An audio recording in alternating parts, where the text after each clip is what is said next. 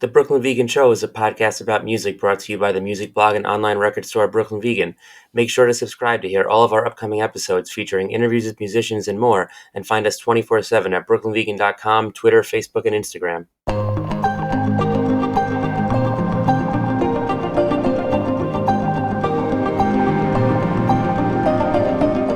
Hey, welcome to the new episode of the Brooklyn Vegan Show. I'm BV editor Andrew Sacker, and today's episode is an interview with Jake Round, founder of Pure Noise Records. Pure Noise is an awesome record label that is home to countless great bands, including but absolutely not limited to Knocked Loose, The Story So Far, State Champs, Drug Church, Koyo, See You Space Cowboy, Prince Daddy and the Hyena, Cloud Nothings, The Chisel, The Bouncing Souls, Less Than Jake, Senses Fail, The Early November, so much more. As you can probably tell from that list alone, it is a home for bands from all walks of punk life, be it metalcore, emo, pop punk, indie punk, street punk, all over the place. Bands from rising young bands right now, veteran bands who were established before the label even existed, and everything in between. And it's been going very, very strong for 15 years, and it's only getting stronger. I love this label. I listen to pretty much everything they put out. It's all worth hearing. So it was a real treat to get to talk to Jake about all of this. He kind of walks us through some of the label history from the early days of Pure Noise as a kind of a DIY booking agency up through where it is now, where it's the home of a Grammy-nominated record. For the episode, Jake also picked 5 releases that he feels altered the trajectory of Pure Noise, and we dive into each one, talk about the impact it had on the label, and it was a really, really fun thing to do. So I hope you enjoy it as much as I enjoyed recording it with Jake. Before we get there, just a heads up to listeners of this podcast that you can get 30% off your first year's membership at DistroKid by signing up at distrokid.com/VIP/BrooklynVegan. If you're unfamiliar, DistroKid is a service for musicians that allows you to easily upload your music to all major streaming platforms, including Spotify, Apple Music, and more. DistroKid allows you to do automatic revenue splits, so collaborators and co-writers can get paid too. It provides you with an artist page that links to your music on all streaming services. It allows you to add lyrics, credits, liner notes, and more. Again, you can get 30% off your first year's membership by signing up at distrokid.com/VIP/BrooklynVegan. And we've also included the link in the description of this episode, and you can click directly from there. And now, here's my interview with Jake Round, founder of Pure Noise Records. 2024 would have been the 15th anniversary. Is that? That's correct. Yeah. So we're kind of belatedly celebrating an anniversary here. So we have a few things to talk about. We're going to talk about, as you and I discussed off air, 5 records that you picked that altered the trajectory of the label, in your opinion. But first, to kind of set the stage a little bit, tell me about yourself. Like, how did you personally start to get into music, the music scene, and then eventually the industry? I think I got into music kind of like everybody else. I got exposed to punk rock through skateboarding, and as an early teenager. And I think for my, I don't know, must have been like 12th or 13th birthday, I asked my mom for a subscription to Thrasher magazine and Trans World Skateboarding magazine. And the Thrasher magazine came with a video as part of the subscription. And that particular skate video was called Raw. And it was basically a Fat Records and Epitaph compilation at the time. So, it was bands like Strung Out and NoFX, Lagwagon, and so on, Pennywise. And so that was my first like real introduction to it outside of like sort of 6th grade, 7th grade. Green Day and Offspring were like on top of the world, and I was interested in those bands mostly through MTV, but I didn't really know it was punk rock yet. And so when I started to get into skateboarding, that's how I got exposed to all these other bands, and then just sort of slowly dove in from there. I think I got a bass guitar from my next door neighbor when I was like 14 or 15, and I started thumping away on that and learning songs, and really just like became immersed into it in late 90s Southern California skate punk culture, which was like what what I was really interested in. Yeah, and I mean, a lot of the bands you're talking about too, it sounds like that was all stuff pretty much happening right in your backyard. Totally. Yeah, it was a lot of bands from California. I was particularly enamored with like the West Coast Fat Records sound. Um, I liked the Bouncing Souls. I liked all those bands, but I was definitely, I probably saw Strung Out 40 times as a kid, like no exaggeration. No Effects would come and go a little bit more often.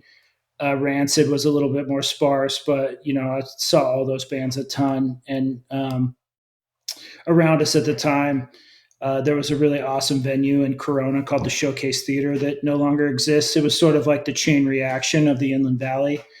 So I saw a ton of shows there. Dropkick Murphys, before they were like the big, huge brand that they are now, and Strung Out, tons of hardcore shows. I mean, you name it. Did you start playing in local bands? I started playing in local bands a little later than I think the average person. I was in college by then. And I went to college not far from where I went to high school, about like 45 minutes away. And I did play a little bit in high school with some friends, but we never played any shows. So like we're kind of getting it together and then fall apart. And I was still really interested in sports. I played college football, so like that was always kind of a I was either playing hockey or football and doing the music thing. So I had a lot of interests as a kid, and really started to get a little bit more serious about it in college. And I played in a couple of bands, but I didn't really, we played around Southern California a whole bunch, but I never really got into like DIY touring or understood that that was like something you could do until I was probably like in my mid early 20s, like 22, 23, 24. I moved to the Bay Area at that point, and I met some other dudes and had started a band up there. That was a little different than my previous bands. It was a little bit more like post-hardcore, um, as like I feel like skate punk kind of like fell out of fashion at that time, and it was very um, sort of Census Fail. Those type of bands were really on top of the world. So it was a little bit more that kind of genre leaning, and that was my first band that I really started to do any DIY touring with, which is kind of where Pure Noise came from. The first iteration of Pure Noise, fun fact, was actually as a booking agency, and it was Pure Noise Entertainment. And we just used that as a, like a Gmail address to book my band. And a friend of mine, Christian, who was in a band called No Bragging Rights, which later became like the first Pure Noise band. He and I would book bands through this little Gmail account, and we started trying to book other local bands from Southern California. And I quickly figured out that booking DIY shows for $50 to $100 a gig was not great or fun. So I did that for a little while, and that was the first iteration before I sort of pivoted to the record label side of things. So would this band, the band you were in, would this have been Creative Void? No, it was before that. My musical career was steer clear of that before I embarrass myself too much. But yeah, Fair enough. um, Creative Wood did tour quite a bit too, and that was one of another fun fact is part of where the idea for Pure Noise Records came from was not only out of necessity to help my friends who had a rocky relationship with the little indie record label that they were on, but also no one wanted to put out my own band's records, so I found a place for that by starting my own thing. So prior to starting Pure Noise, as far as I know, you interned at Fat and also worked at Amp, right? That's correct. So like my first career out of college, I was a high school teacher, and we kind of taught on emergency for like an emergency credential for well, I guess I did a half a year of substitute teaching and then half a year of like more full-time teaching, and I was coaching football, and I thought that's what I was going to do with my life. And my best friend was going to law school at Cal, so I kind of on a whim wanted to finally move a little further away from home and try something new. So I moved up there, and I was finishing my teaching credential and master's degree up there, and kind of fell into the first music gig was as an intern at Fat, where I was, literally just like repackaging CDs and did some tour mail outs. And I was sort of there in a interesting transitionary period for them because their GM at the time, Mark Tamo, was sort of getting out of the music business and he was kind of their original employee. So it was just real interesting to be around, but I was in no way like a major contributor at Fat Records. I've since met Mike and Aaron over the years in passing, but no one would really remember me except for maybe Eric Melvin, the guitar player in NoFX, because he played hockey. And so our paths would cross through hockey sometimes. And he was like, "Oh, Jake, the intern in NoFX or the intern at Fat." And now it's like, "Oh, Jake, the guy who does Pure Noise." But we always know the common ground there is hockey. But with that exception, I don't think anybody would remember me a whole lot. Did you, just from being around the label, did you pick anything up in those days that, like, any knowledge you took with you into starting Pure Noise? I don't know, not necessarily. Like it's not like they let me sit in the marketing meetings or anything. They had a very cool office in I think it was in South of Market, San Francisco. Um, One thing that they did that I thought was really cool is they gave me like $20 uh, for like lunch and subway fare, and so that's like something that we do at Pure Noise. We always try to that's something that I picked up that we give people enough that if they're volunteering their time for us, we're going to cover their travel and we buy them lunch all the time and stuff like that. So I definitely picked up stuff like that. But I think if anything, I picked up that like at the end of the day, like any music company, whether it's a record company or booking agency or management company or whatever it might be, we're all just as good as the artists that we work for. And the real talent and the real trick is recognizing those talents early on and then working hard for those artists so that they want to continue on with you. That's the real magic of the business. It's like no one buys records because I send amazing emails or because I stand on the side of the stage. I'm just like some guy. Uh, the bands are the real driver, and their songs that stand the test of time are what makes it all go. So that that was very evident there. Like Mike was very um, sort of artist driven, obviously with being in NoFX, and people would ask him all the time, like how do you sign bands, and he would say, "Well, I just got to like them," and that's kind of our deal as well. Well, as someone who started a label over 15 years ago to help your friends release a record, I mean, how do you reflect now on having turned into like this sort of record label juggernaut that's like existed for over 15 years? I mean, I imagine, I could be projecting, but I imagine you wouldn't have expected that when you were putting out the first record. I'd never really thought about it, to be honest with you. Like, I think I took it pretty seriously pretty early on, but I also didn't have any expectations of myself. And I think I was able, it was helpful that I didn't really get going until like my mid 20s. Some of my contemporaries at the time were quite a bit further along than we were, but had early success. Like I'm very close to the Run for Cover guys, and actually talked to Tom Chiari, the GM, this morning. He and I are super close, and Jeff had so much success so young, while he was still in college, that I think um, it was helpful for me to be a little older by the time anything really connected. So I think uh, on one hand, no, I did not expect for, I didn't have any expectation. I think my only goals early on were I really wanted to put out some records that would be meaningful to people for a long time. And I knew that if I did that, all the other financial things would take care of themselves. And the label has kind of just grown incrementally. I think people probably think we're a much larger company than we are. Um, Even still today, there's uh, 9 people with a Pure Noise email address, and then we have a lot of freelancers that we work with globally that are essentially as their employee. They might as well be employees as well.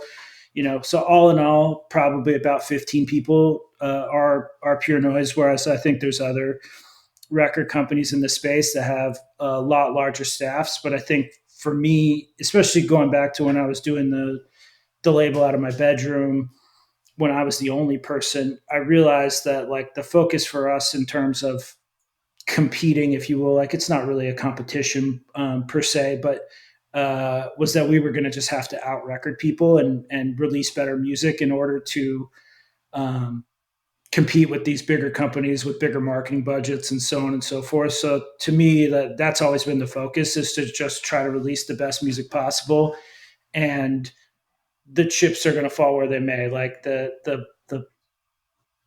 fans decide at that point, and some records win, and some records kind of fall in the middle, and everything in between. And um, you can only control what you can control. So I think, to say that I ever expected it, no, but it's happened so slowly that it just kind of is, and it's been a really awesome life experience. So the first record on your list is, I think, the first record you put out, No Bragging Rights, 2009 album, The Consequence of Dreams. So tell me about how the conversation with, I know you said they were friends of yours. So tell me about, like, the decision in the first place to get the label going, put out this record, and what this album did for Pure Noise.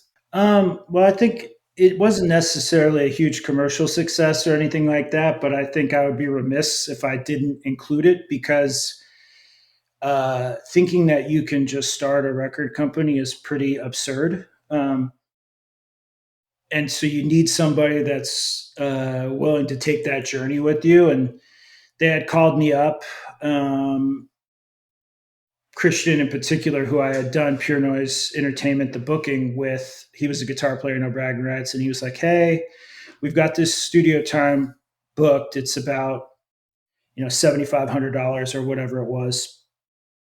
And which at the time wasn't nothing. Like we've made quite a few records, especially in those days, not so much anymore, but for that range or less. And we can't seem to get our budget from the label. We do you have any ideas? And I was like, well, I had really at this point recognized that I really wanted to do my own thing in some way, shape, or form. I didn't like working for people. I had had a few jobs sort of in the music space since then. I worked for Amp Magazine, and then after that, I actually worked as a marketing person for the Rasputin's Records chain, which is kind of the chain that preceded Amoeba, actually, in Northern California. They had 8 or 9 stores at one point, maybe down to 6 or 7 now. I'm not entirely sure, but may still have 7 or 8, but quite a few large stores. Uh, the kind of were the original Amoeba, sort of like almost like a Bay Area Newberry Comics, but and those were great, were good experiences as well. But I knew I really wanted to be my own boss, so I kind of just said, "Hey, like, what do you think about me doing it?" And like, well, how would you do that? And I was like, well, kind of thought it through. I randomly had a guy in my band at the time who worked for one of the original digital distribution companies that was called IOTA. So there was just a lot of circumstantial stuff.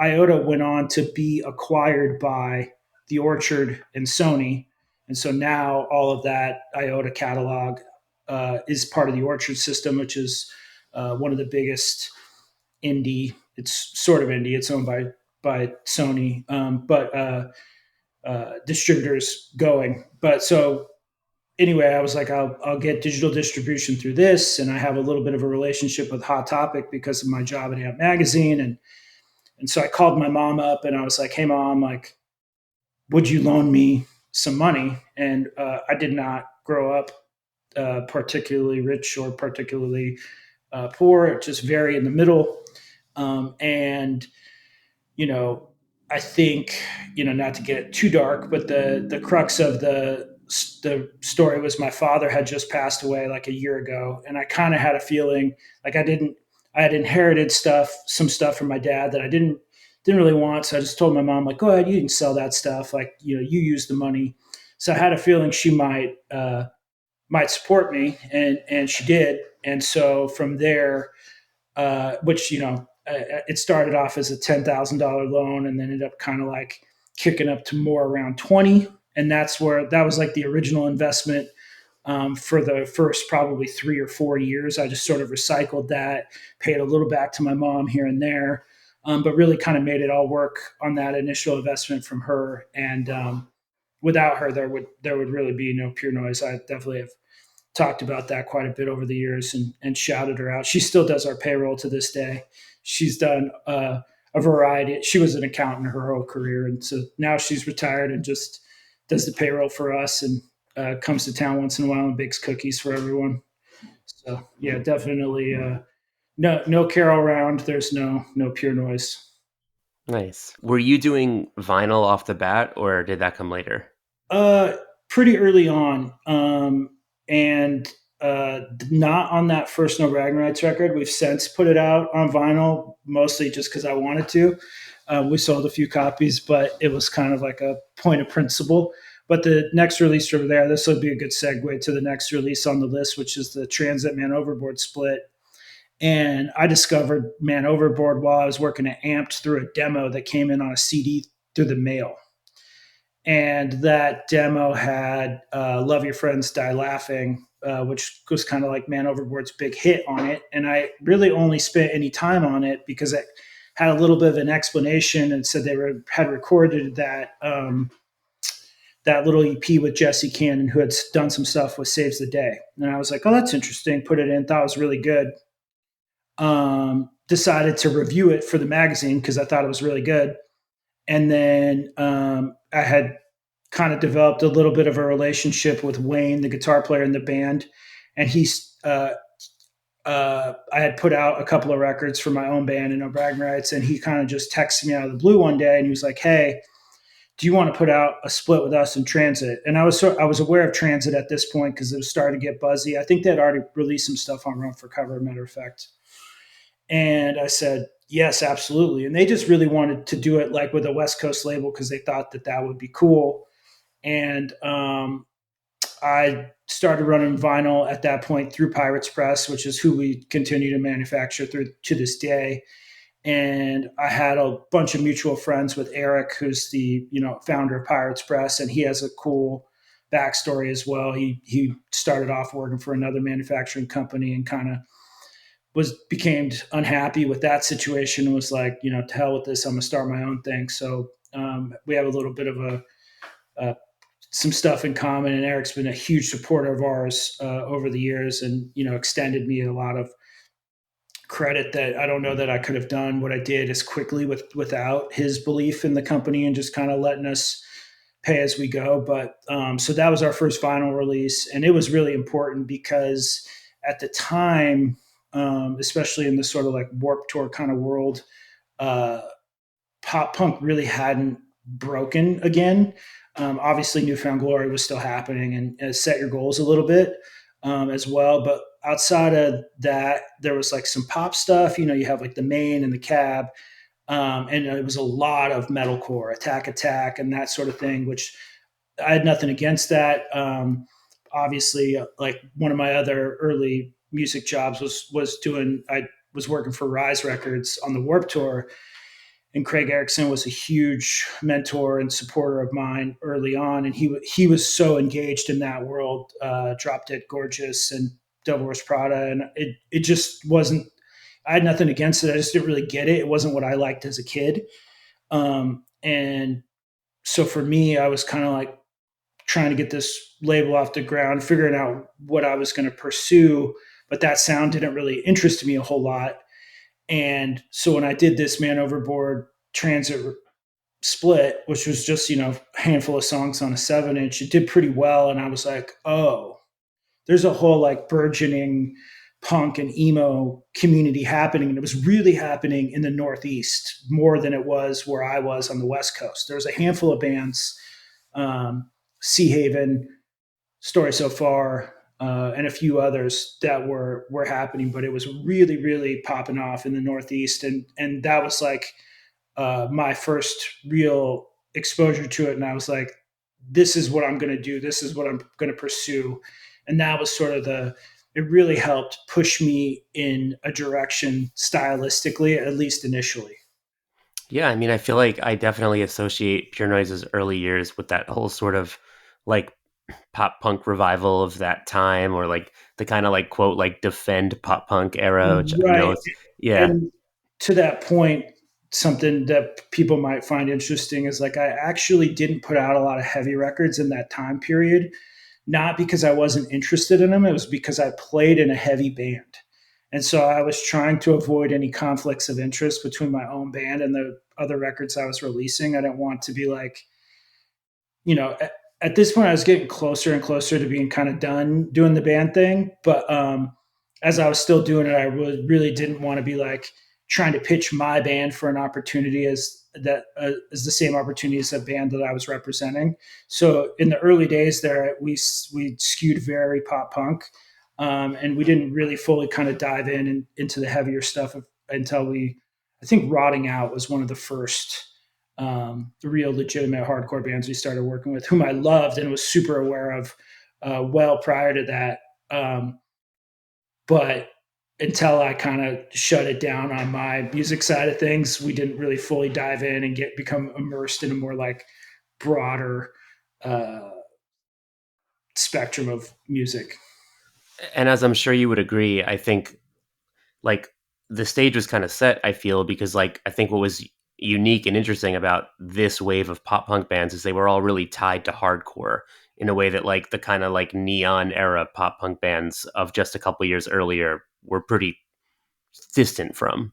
Right, 100%, and kind of seeing it a little bit again with bands like Koyo and Stateside, where they're very much tied to hardcore. There's a and there's I think good long term like history for that. You have bands like Lifetime and so on, the H2O as well, that were quite accessible sonically, but ethos wise was very hardcore driven. Yeah, I mean it's definitely like a history repeats itself kind of thing. Oh yeah, that's definitely the case. Very cyclical. So what did you kind of make of it when you started? I mean, releasing or like writing about Man Overboard prior to 2009, you pretty much got in on the ground floor. Like when you started seeing like, oh, it's not just them, it's not just Transit, it's like a whole crop of bands kind of doing pop punk in a way that we haven't really seen in a while. Just as a listener, like what did you make of that kind of starting up again the way it did? I mean, I was ecstatic. Like I was as much of a fan as I was, someone trying to have a little bedroom record label. And I resonated with that music a lot more than I did with some of the stuff that had really gotten super popular on in the Warp Tour space. So I was thrilled. Like I was so immersed in, I was on the B9 message board, uh, very interested in, like as Have Heart and Verse and those bands were exploding. Saw them a ton in San Francisco at that time. But I equally liked, the punk and emo stuff. Like I was still buying a ton of records at that point. Anything Run for Cover put out, I bought Tiger's Jaw, Balance, and my long term coworker Cahill, who's our general manager, he was very much a part of that as well. He was a DIY promoter in Sacramento, and I remember he put on a show for I think it was Title Fight, Balance, The Wonder Years, maybe Transit, and Story So Far opened. Quite a flyer that you can pull up. So we were just super immersed in that space, and I think for me it was just really exciting to that like a sort of a sound that spoke to me a little more was happening. And I liked everything. It wasn't like I was just listening to pop punk and hardcore, and that was kind of like my real entry point to hardcore. Whereas Cahill was very immersed in it from his like teenage years. So for me, it was like super exciting. I was discovering all this stuff, and um, it was great. So you mentioned like knowing the Run for Cover people, and obviously like Man Overboard and Transit were also on Run for Cover. Like at what point did you get to know them? I probably met Jeff Kazaza. I don't know, maybe 4 or 5 years into it, I used to travel quite a bit more, like with the bands, especially Story So Far in the early days, like um, when they went on tour, especially really early on. Like I would go and do merch. I did several tours as a merch guy for Story in the UK and Europe with Newfound Glory and Less Than Jake. The first time they went overseas to Japan, I played in the band because the bass player at the time, Kellen, couldn't go. So I was like, oh, well, I'll play, which was probably a disaster for them. I'd been on Warped Tour all summer and hadn't picked up a bass. So I did my best to not ruin it. But I used to get around quite a bit. And it was really hugely impactful early on because that's how I got to know a lot of people. Especially internationally. But that's, I would say I probably met Jeff, 3 or 4 years into it, and we're always super friendly. And that was before Tom's time. Tom was still playing in Hostage Calm, I think, at the time. So, and I've just become friends with Tom over the years. And, to me, there's like, you know, this isn't there's plenty of room for everyone in this community, and there's plenty of bands, and bands move around, and I think that's actually healthy for them. The deeper I get into this, like the less personal that kind of stuff becomes. Like, um, so yeah, I think it really is like a community, and for the most part, it's you view these others people more so as like colleagues than competitors. I think that's like really my favorite part about this whole sort of, I guess, scene is that like it really is like so community driven. Yeah, I mean, truly, like that's actually kind of the focal point of our job as a record company at this point. We, especially as the internet has kind of helped democratize like the accessibility of a local band or a developing artist. Like, we might sign somebody that has a little bit of a buzz. It's our kind of role to help cultivate that and develop the community around the band. It's really truly like community building, artist to artist, and um, it's really always been that way. That's one of the things that the sonically it changes over the years, and maybe the hairstyles and the fashion changes. But I think at the crux, what kind of carries this space through is it is very lifestyle and community driven. Yeah, and like I mean, like you mentioned Koyo. I know are obviously a pure noise band, and like I saw them last year on the triple co-headlining tour with Anxious and One Step Closer, and it's like a strength in numbers thing too. Because it's like here's these three very new, very young, like-minded bands selling out 1,000 cap venue in Brooklyn because they're all together. And, it brought me back Right. to like when Title Fight and their friends would do that. And when that happened, it brought me back to like when Thursday and their friends would do, like, and it's like, yeah, like you put three or four bands from the same community, from the same generation with a similar enough sound on stage together. And it's like all of a sudden every band is playing to a packed crowd at a venue three times the size they play alone. Yeah, absolutely. So, you mentioned like a lot of this stuff that this pop punk thing was really popping off in the Northeast. But one West Coast band was, of course, The Story So Far, who Pure Noise like has been associated with almost. It's kind of interesting to me because I feel like their start and your start like coincided. Like it really feels like this kind of magical thing that like, Oh yeah, we've yeah, been with each other. I mean, they're family. Their parents know me. Like I said, the first time they played overseas, I played in the band. Um, it's been a pretty magical ride uh, for us to have done it together for so long with and to still like each other. That's pretty special. But yeah, I think very much they're I could have started with like most impactful records for Pure Noise at Under Soil and Dirt, really. And that's kind of when I started to. I think it was. I can't remember if it was my first summer on the Warped Tour. Might have been my first summer when I was working for Rise Records. But Craig was, like I said, so supportive of me. He let me take some of my CD. No, it would have been my second summer. Second summer on the Warped Tour was when Under Soil and Dirt came out, and I was able to take a bunch of copies out on the Warped Tour and sell them from the Rise tent, which was so gracious and nice of Craig. I'm not sure I would let somebody do that, and I really couldn't thank him enough for how supportive he was in the early going. But the band was really starting to pop off, and I remember thinking to myself like, "Oh man, I need to get home. This is like sort of starting to happen here." Um, you know, Fortunately, there was a lot of synergy in that, and I was able to spread a lot of that music by being out there. I probably sold 2 or 3 thousand CDs that summer, and the band was out on tour. I think with I Call Fives and We Are the Union. This is a long time ago, and I remember getting kind of texts from the band being like, "Oh man, we sold like a lot of merch last night," and I'm like, "Wow, this is really happening." So you really started to feel something, and from there, I was managing the band as well at the time, and we had to kind of from there navigate whether the band was going to stay with me or kind of sign to a bigger label, and we definitely explored all of that, and ultimately they decided like we kind of just would rather continue to putting out music through Pure Noise.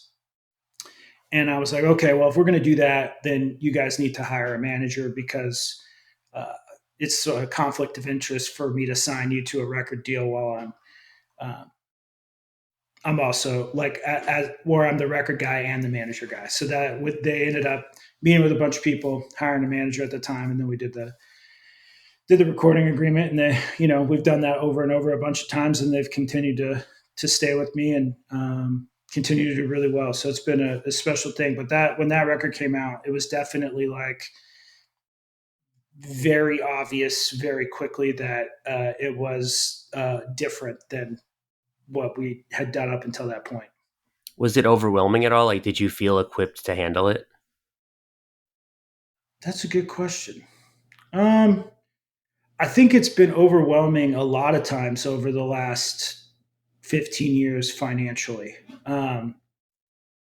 The record business requires like a good amount of capital, and I never took any outside money or investment, which is very unusual. And I think I was highly fortunate and lucky many times to be able to do that. It wasn't like, oh, I'm some genius or I this or that. It was a lot of fortunate circumstances and skating along by the skin of my teeth. And I would little loans from my mom here and there, and you name it, scrapping it together. So I think in that regard, financially, yes, it's been overwhelming.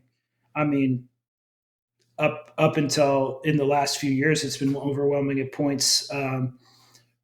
As our artists have gotten bigger and so on and so forth, it's a lot different than me running a record label within a major system or something like that, where there's sort of never ending uh, funds that just looking for a return on investment by project. Mine all has to add up together.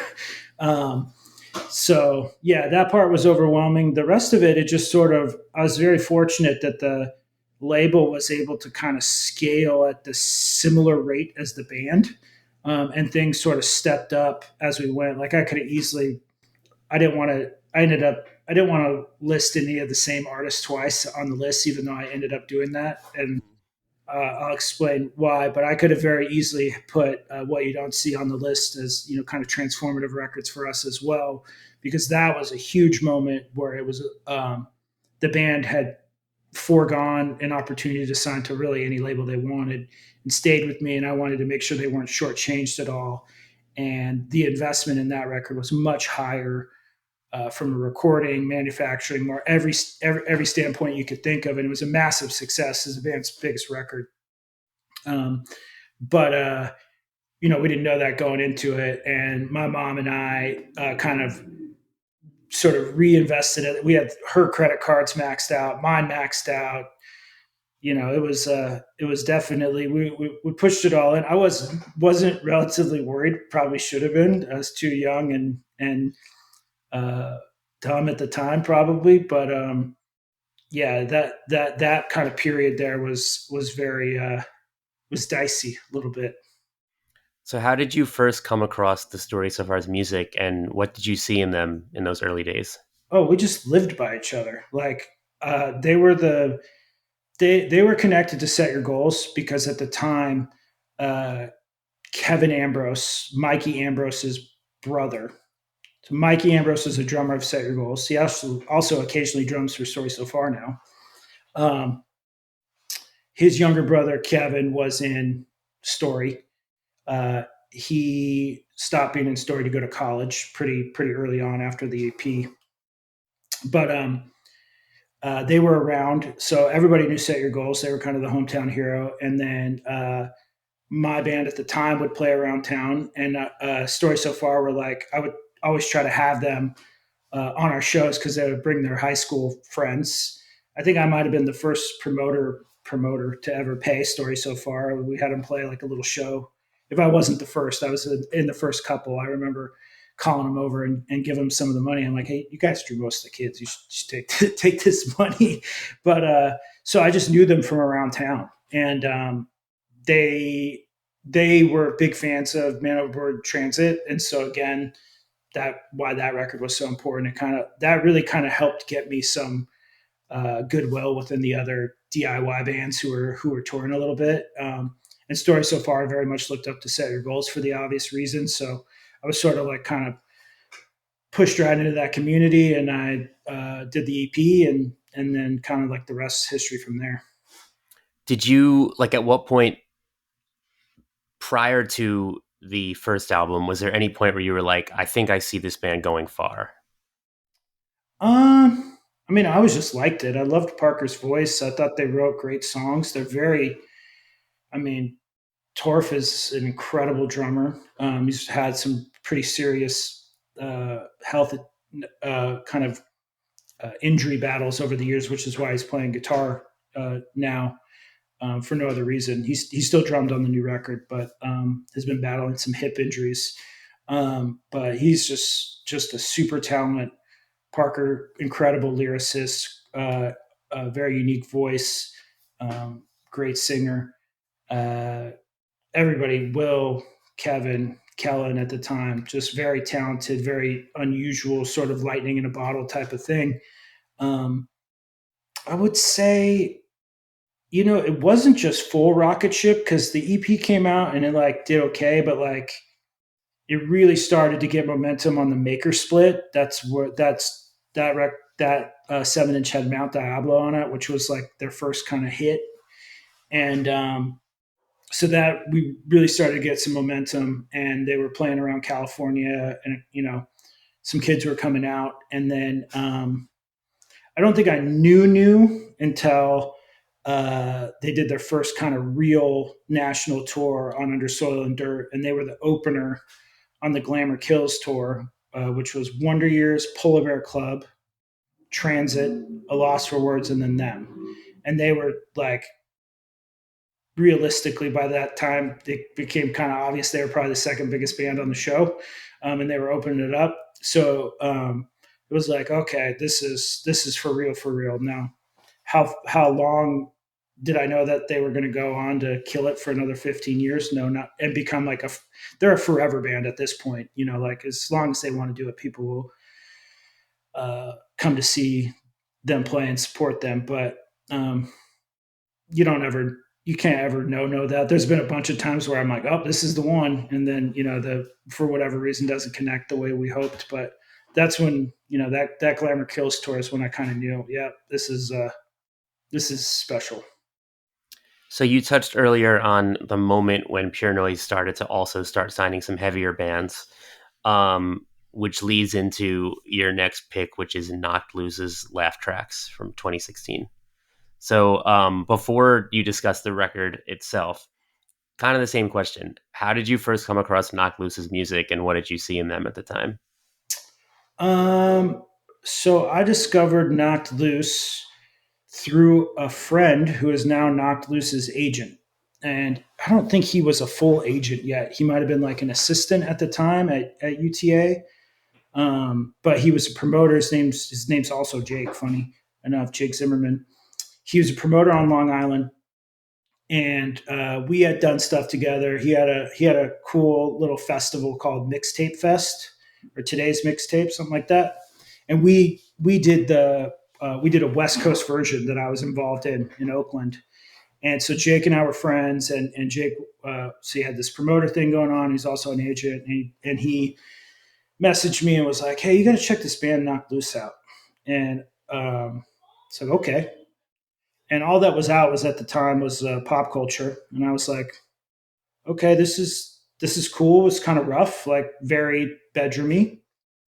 And he's like, "I'm telling you, the we just had them on our festival, and kids went crazy." I said, "Okay." So by this point, there's Cahill was working for me full time, and they were playing in Salinas, California, which Salinas is like a kind of a little bit of like it's next to Monterey. It's sort of the less affluent suburb next to Monterey, about 90 minutes south of San Francisco. So we drove down there on a Sunday night, and they were playing in like a very bizarre sort of Mexican restaurant, like a Mexican cantina. And we get there, and there's like maybe 15 kids milling about. And turns out, in typical DIY fashion, the show's running 2 hours late. And I'm kind of just there on Jake's recommendation. I'm like, see what this is about. And Cahill and I are trying to kill time. We end up going to a Taco Bell, come back, and it felt like 40 more kids just like climbed out of the rafters, and they knew every word and were just killing each other. And I was like, okay, well, let's do this. And I think at that point, I just thought we met and talked to the band, and they were just lovely. They're from the South, and I think they're just a little bit more polite than we were used to for the average like coastal hardcore band, and humble and nice. And their musical taste was a lot more eclectic. It wasn't just like we have to listen to X, Y, and Z quintessential hardcore bands. They liked metalcore. They liked um, stuff that might have been seen as a little bit more lame. They're just a lot more eclectic and really nice kids, and truly had developed it themselves. They were doing all this regional touring in the South, which is why it had kind of just reached us. And I think them being allowed to be their own thing, sort of in the middle of the country, outside of the pressures of sort of LA or New York, really is kind of what allowed them to become who they were. And so we kept talking to them. They ended up staying at our office on another tour a couple of weeks or a couple of months later. We used to have bands stay on the floor all the time, and ended up signing them up.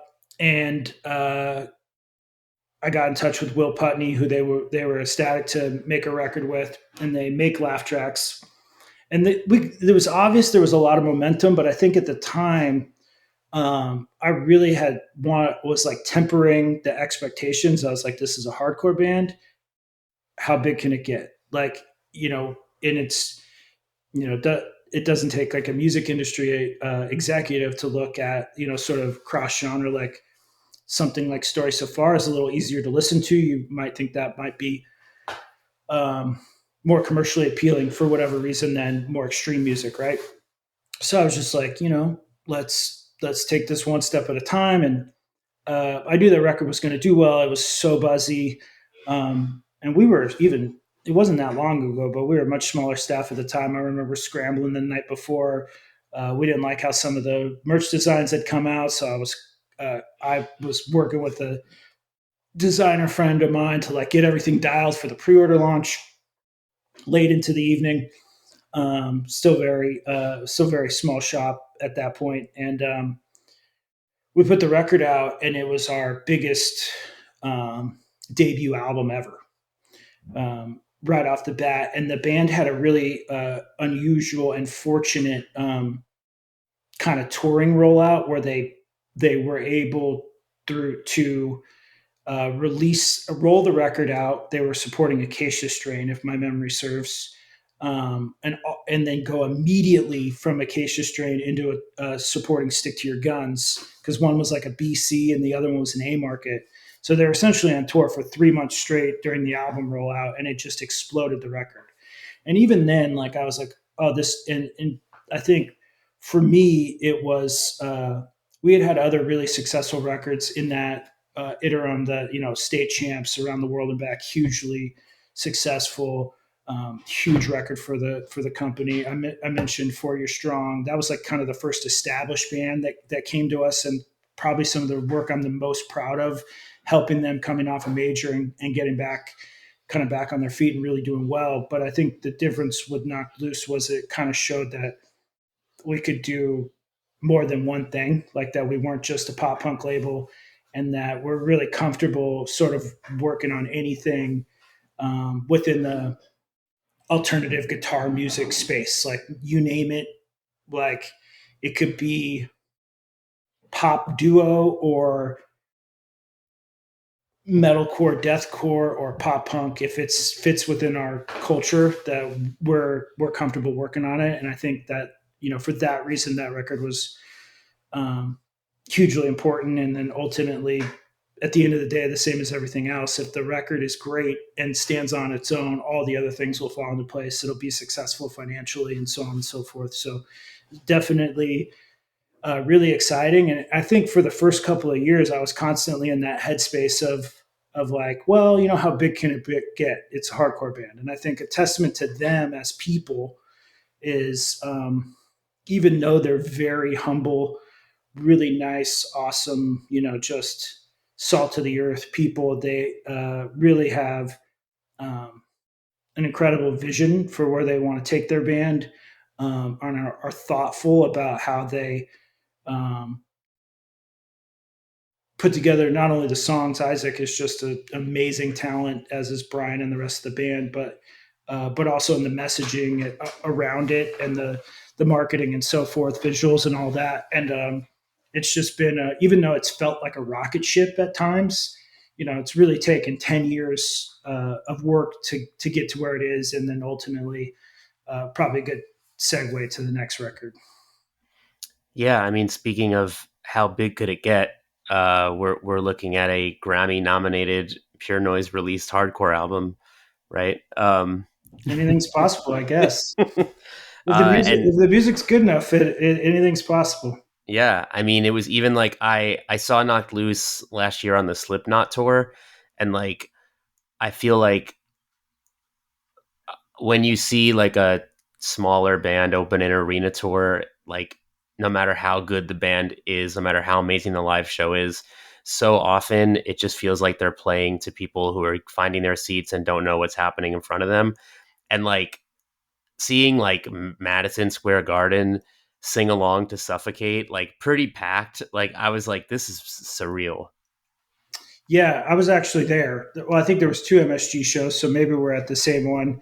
And I think a testament to them versus some other bands is that despite all their success up until that point, they're not only willing, but excited about the challenge and opportunity about trying to win over people who don't know who they are. So they walk onto that stage and take it as an opportunity to make new fans not necessarily be disappointed that the majority of the room might not know who they are. Now, granted, there was clearly enough people in the know for them to have a good show, but I think it was super impressive to me, and they can kind of continue to impress me for reasons like this till this day. Sitting there at the time, I've been working with them probably 10 years or whatever, and I thought, man, there's kind of no limit because of the attitude that they take to work every day. It's like they're making the absolute most of everything at every minute, including this opportunity with Slipknot. Like they're up here trying to win fans, like, and it's just a really awesome attitude to be around. So tell me, even though you said you didn't want to pick two albums by the same band, how come you chose both laugh tracks and You Won't Go Before You're Supposed to? Um, well, I think you know it. You won't go is just so relevant to the current success of the company, and with the Grammy nomination, that was such a huge goal for us. We had been working towards that for several years. I ended up joining the Recording Academy myself to kind of get a better grasp and like. There's something I wouldn't have expected. Like I'm a voting member of the Recording Academy. My mom thinks that, my mom and sister think that's crazy. It's like, oh, well, it's not that big of a deal. This, you just, kind of, someone's got to recommend you. It's not, you know what I mean? So when you're in it, it's not that big of a deal, but zooming out on it, it's definitely not something I expected to be a part of. But I think laugh tracks being such a big moment and opening up a huge, we've worked with a ton of heavier artists kind of since that success and continue to expand the roster in that way and are super interested in that kind of music. In fact, the older I get, funny enough, the more I like metal. I don't know why that is. um, It happens. yeah. um, but I also just like enjoy the culture of heavy bands. Like it's just it's a good vibe. It's that they're fun to work for. But so in that regard, that you could not pick that record, and then with the Grammy nomination and the current, there's just so many firsts for this album. First late night television in 15 years, and have the Jimmy Kimmel performance go so incredibly viral. I mean, can't you can't you can't plan for those things. You can't make them happen. We talk to bands all the time about, so and so viral. You can't recreate that. It's just literally the algorithm and the world decide. And to have that late night television moment, and even before that, Slipknot arena tour, late night television, Grammy nomination, just really a perfect storm, incredible album cycle. We're working on some exciting stuff now to kind of keep extend that cycle, and it's just been truly an awesome ride. So no way around it. Had to list both. That's why we had some. I wanted to mention some other ones in there because I think 4 Year really the first like established band to give us a chance, and that kind of opened the door to a lot of other established bands, Census Fail, Less Than Jake, so on and so forth, and obviously State Champs.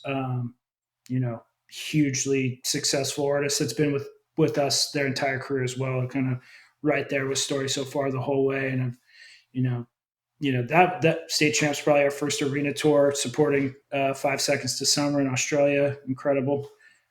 So yeah, there's definitely been more than just 5 albums, Of but I course. think uh, pretty pretty cool run of it. Hopefully, we got 10 or 15 more in the tank. You know, I turn 42 next week, so I'm getting up there. Happy early birthday. Thank you.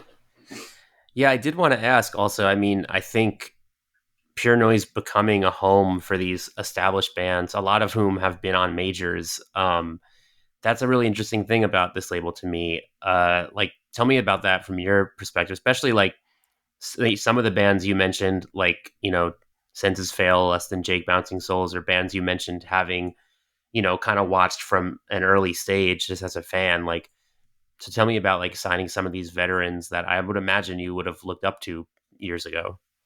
Oh yeah, I remember when we signed Bouncing Souls. I was probably playing golf with my best childhood buddy, and he's we grew up going to shows together. He's a lawyer, PhD now, just professional smart guy. And we were sitting around. I was like, "Oh yeah, I'm putting out a new Bouncing Souls record." And he's like, "Do you ever think that your life is like a dream?" I was like, "Well, yeah, I'm just doing it now. It's just my job." But yes, I have an appreciation and respect for like getting to work with my favorite bands from when I was a kid. I think we honestly we just we do a really great job for certain artists. Not we're not a perfect fit for everyone, and we don't pretend to be. But I think there's certain bands kind of like that we really get where they're at culturally, and kind of because we're a little newer than some of the other labels, a little bit scrappier, a little more dug in on social media and things like that. We're kind of like invested on the digital side of things, maybe because we had to be because we weren't as big, or whatever the case might have been. That for certain bands like that, we did a really good job of like helping connect the dots between like the younger culture and like the culture that existed around the band. I think for 4 Year we did an especially good job of that. Um, yeah, and it's been really cool. Like I grew up going to see Les and Jake at the Warp Tour, um, and it's been great. So far, I haven't met any heroes that have let me down. So I've been fortunate in that regard. Awesome. It's cool too because I feel like, especially with kind of like umbrella term punk rock, like like yeah, like it had this era in the mid 2000s, I guess, to late, maybe even early 2010s, where like getting signed to a major, being on television, being genuinely huge was such a possibility. And then the mainstream world is like, okay, like you've had your 5 or 6 years, and then for this community to be so strong that it's like, oh, like all those bands can just go back to indie labels and it's fine. And it's like cool to see like Pure Noise be one of those labels where it's like, hey, you can like safely come to us and you will thrive, and not get like left in the dust the way probably a lot of other artists who did have just like a couple years of mainstream success. Probably, I mean, outside of this scene, I'm sure it happens a lot.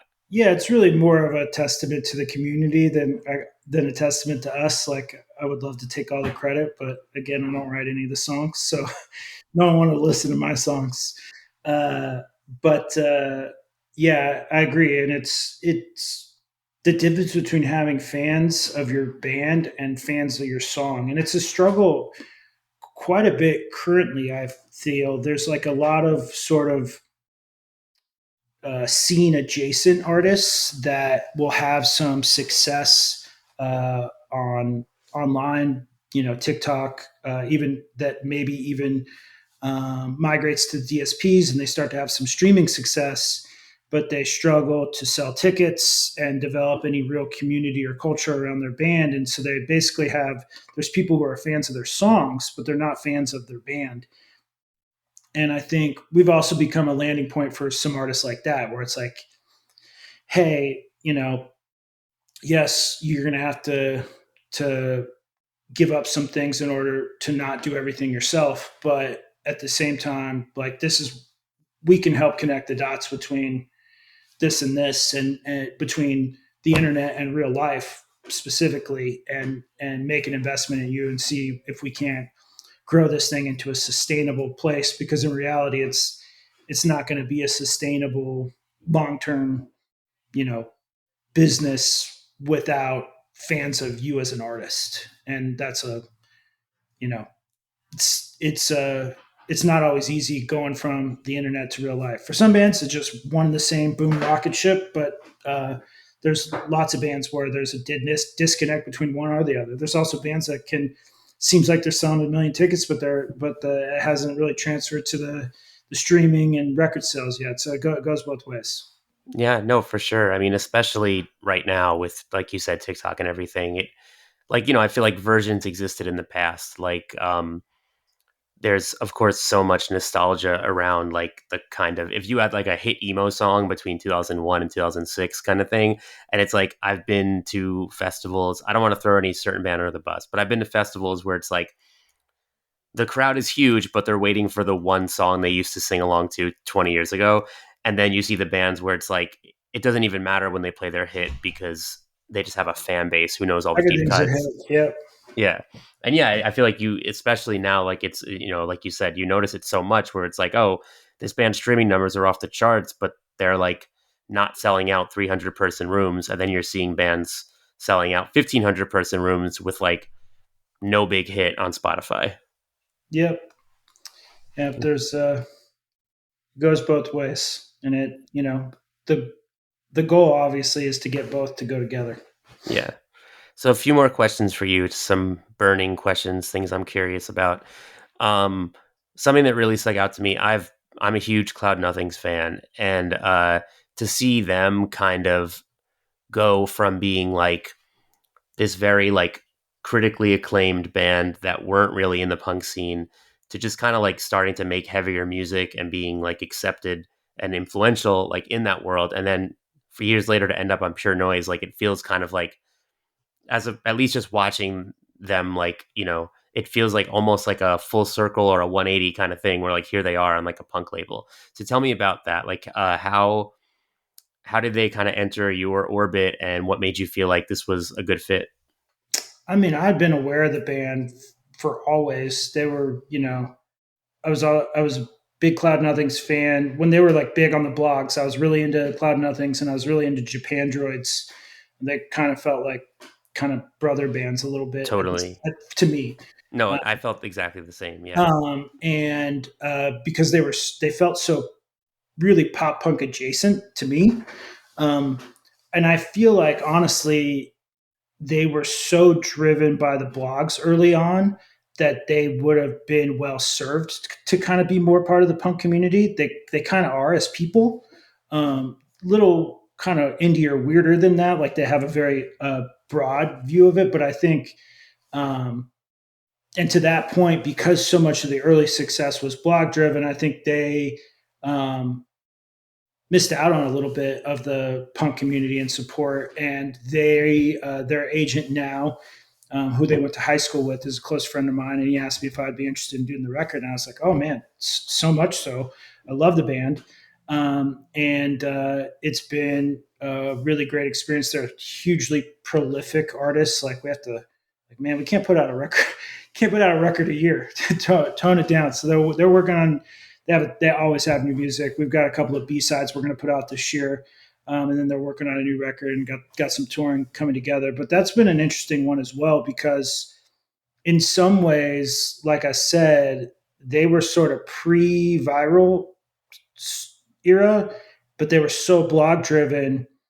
Um, I think if they would have been more immersed in our community sooner, it would have benefited them. And that's what our hope is going forward, is that they can sort of keep that indie, prog, whatever you want to call it, edge, but also dip their toe into the sort of the punk space. There's a lot of fans for them here, and there's a shocking amount of people that aren't, maybe as they're not music journalists like yourself in our space who don't know who they are, that missed it altogether. And we're doing our best to try to educate them about what an incredible band they are. Yeah, I mean, it's really so interesting, like how, as far as like what you end up finding, a lot of the times has so much to do with just like a scene something's part of, or like the perception of what type of music something even is. Well, everybody needs, and it's in some ways become harder, honestly, to experience people to new acts because everybody needs an access point. And it's what makes the alternative music space so powerful, because there is a clear lane for development and an access point for people to discover things. It used to be like, at least on a macro level, like things like radio or press really could break things, and it's just not the case anymore. Like a radio is sort of a bonus, but even at the biggest of the big artists, like somebody like Billie Eilish was an international sensation before she had a drop of radio play. So it's just a very different world now in that regard. But there's a lot of power in um, the community around. I'm old, so I just say punk rock sort of at large. It encompasses it all to me. But in our space, and for Pure Noise as a record company, we are so hugely focused on artist development. We probably signed 10 new bands last year. It's my favorite part of it. Whereas I feel like at the majors, they're completely averse to it because it's takes a lot of investment, both time and financial, to see a return. But it's the best part of it to me, like being on the ride with a brand new band. Like it's the best. So another thing that sticks out to me is, when Pure Noise was coming up, one thing that you weren't really associated with in those years that some of your peer labels were was the kind of like Midwest emo revival thing going on. But now I feel like you've got like the new gen of those bands like Prince Daddy, Ben Quad, Arms Length. Tell me about kind of like becoming a home for that kind of stuff, because it's been really cool, I think, to see like. Yeah, I think honestly, I just really like those bands that you listed off. Like I love the Prince Daddy record we put out. Ben Quad is one of my favorite up and comers we're working with. They're in that group of new bands that we signed. They just put out an awesome sort of heavy leaning EP. They're incredible players. That's kind of what drew me to that band. They're just like clearly have spent a lot of time playing guitar in their bedrooms growing up, and they just rip. Like anybody who gets an opportunity to see them, they should do that. It's truly impressive. Um, Arm's length, a little bit more on the emo side than Ben, a little more straightforward, but super dark, interesting lyrics. Also, one of our most exciting developers has a record that I think is coming out in May that's going to be really impactful. Certainly feels that way right now as it's rolling out. So hugely excited about those new bands, and yeah, there's certainly like a I don't even know what wave it is at this point. I'm kind of stunned. There's another wave of emo, to be honest with you, but I think they're calling it the fifth. they call it the fifth wave of emo. Yeah. Fuck, I don't want to be old enough for there to be have been a fifth wave, but um, yeah, it's exciting. The fans for these bands are young, which is exciting. There was kind of a lull there for a minute, between, I think Story Champs, kind of just more recently than that would be like your Movements, Hot Mulligan. And now we're seeing a lot of younger people make their way into the space. And it's interesting because they're discovering things a little differently than even 10 years ago. Obviously Warped Tour is coming back this summer and doing a handful of shows was very different than a whole 40-day nationwide tour. That used to be such a discovery point. So I think in a lot of ways, it's kind of gotten back to the roots, a little bit more DIY, a little bit more VFW Hall. And I think that's a good thing overall. Yeah. It's also, I think, just cool. Like with each new generation, it's like there's so many of the same shared influences, but then there's also like, there's the new ones that get brought in, like it's Totally. cool to see like these new bands come up and I'm like, oh, like they remind me of a lot of bands I like, but there's also like something here that's like, There's a new zest to it, yeah. if you will. hmm So two couple short questions before I let you go. Any bands you tried super hard to work with and it fell through? I don't know if I tried hard. I think it's probably ones that I didn't try hard enough. We ended up putting their last record out, which is fantastic. I wish they would have toured on it more. Was the Sea Haven record, but they were definitely the West Coaster that got away in the early days. They did one record on Creator Destructor, which actually still is doing records. This guy named Ben, cool label. I think they did their first EP on it with him, but they did the LPs with Run for Cover, and I was just like, how the hell? Kyle was always in my orbit, like his friends with the story so far. That was definitely the one that got away in the early days. I was like, I'm supposed to be the West Coast guy. How did I blow this? Definitely missed that one.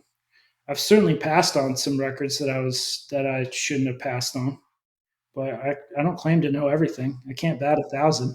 You're But only human. yeah, the Sea Haven is the one that jumps off the page. Is one I should have tried harder. Didn't try hard enough. Any dream goals for the label that you hope to accomplish one day? You know, not really. And maybe I need to redefine that. But I think the goal today is still the same goal as it was. Like I had a lot of goals in the early going, and I think um, not to get too philosophical, but like I think I accomplished a lot of those. And some of my biggest moments of sort of like depression came after accomplishing those goals because I just thought, well, man, if I just do this, then I'll feel this way, or then I'll be, or like if I just do this, people will take my record company seriously, and then I'll be good enough. And the reality is, like, you do all those things, and you still have the same shit with you that you had before, right? So like, the best goal I ever had was just trying to put out records that would mean something to people for a long time, and that goal led to all the good stuff, and so that's still the goal. Is and to just again, like, it's not a competition. I don't view it that way. We've had more success than I could possibly imagine, but the goal is really just to out record people and to find cool artists, bands, solo acts, whatever the next thing sounds like that fits our culture, and support them to the best of our ability, and like let the music do its thing. And it's either, I think if we do that and that's our focus, then like all the other good stuff, the Grammys, you know, we sold millions of records at this point. Like all that stuff takes care of itself. So, hopefully I can provide like a good place to work for our employees and a reliable, trustworthy place for artists to release music. If when I get done with this, people will be like, Jake was a little grumpy, but like they did a pretty good job. I never had a hard time tracking them down or getting an answer on something. And I'll be pretty proud of that. Anything else you want to add before we go? Not necessarily. I think I appreciate. I don't do a lot of these by design. I'm not really comfortable. Um, I like being in the background. I think I found my calling in the music business, and that's put the music out front, put the artists out front, hang out in the back. But I felt like it's been like there's been like 10 years I think since I've done one of these. So um, I hope people continue to appreciate what we're doing, and we certainly very much appreciate their support. I think that's what I'd like to add. Thank you very much for the support over the last 15 years. Hopefully, we got 15 more years of good music in us, and you continue to enjoy it. Well, I appreciate you coming on the show. I mean, it's been fun to pick your brain about some stuff, especially since, like you said, you haven't talked in a while. So it's been cool. So thank you again. You're very welcome. Thanks for taking the time, and I'll see you around.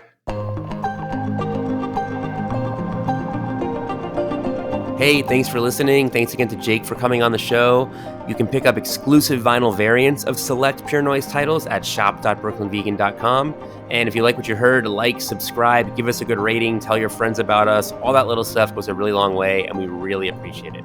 Thanks so much, and see you next time.